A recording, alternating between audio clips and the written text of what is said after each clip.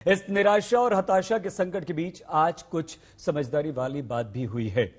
हरिद्वार में कुंभ के आयोजन से कई सारे साधु संतों और अखाड़ों ने पीछे हटने का फैसला कर लिया है। प्रधानमंत्री नरेंद्र मोदी ने आज साधु संतों से अपील की थी और कुंभ को प्रतीकात्मक रखने की बात कही थी। प्रधानमंत्री नरेंद्र मोदी की अपील का असर होता है और यही हुआ। जूना अखाड़े ने कुंभ समाप्ति का ऐलान कर दिया। 2 अखाड़े पहले ही ऐसा कर चुके हैं। कुंभ 30 अप्रैल तक चलना है। 27 अप्रैल को चौथा शाही स्नान है, लेकिन अब हरिद्वार में वहां जो भी धार्मिक आयोजन होंगे वो प्रतीकात्मक ही होंगे। लोगों से भी अपील कर दी गई है कि बड़ी संख्या में कुंभ में बिल्कुल ना आए, क्योंकि पिछले 2 शाही स्नान में करीब 48 लाख श्रद्धालुओं ने हरिद्वार में स्नान किया है, डुबकी लगाई है। और अगर ऐसे ही भीड़ जुटती रही तो ये बहुत बड़ा खतरा हो जाएगा, क्योंकि खुद अखाड़ों में लगातार संक्रमण के मामले मिल रहे हैं। पिछले 24 घंटों में 600 से ज्यादा साधु संत संक्रमित मिले।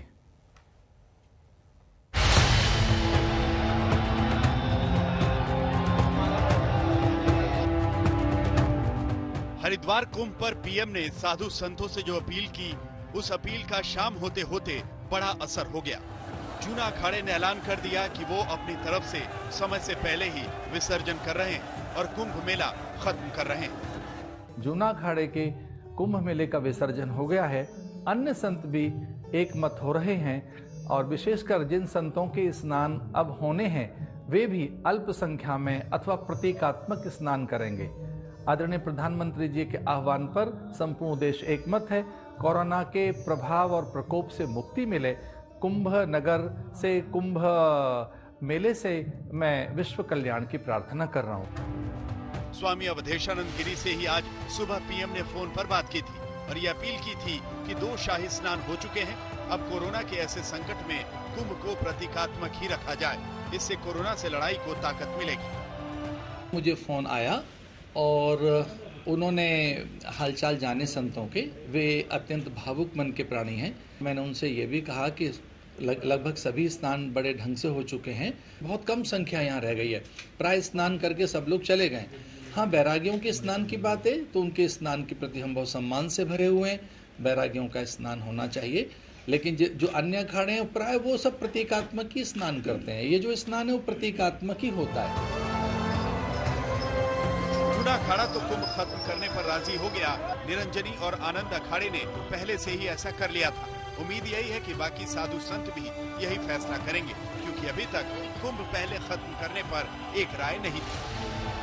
यहाँ हजारों लाखों की मात्रा में वैष्णव साधु संत जो है पड़ाव डालें, तो 27 तारीख को भव्यता और दिव्यता के साथ शाही स्नान होगा और गाइडलाइन के नियमों का पालन करते हुए होगा। लेकिन जो माफी नहीं मांगते तब क्या करेंगे? माफी नहीं मांगेंगे तो उसका जो है जवाबदार हरिगिरी और नरेंद्र गिरी जी हैं, और जरूरत पड़ेगा तो हम लोग जो है उनसे अलग हो जाएंगे।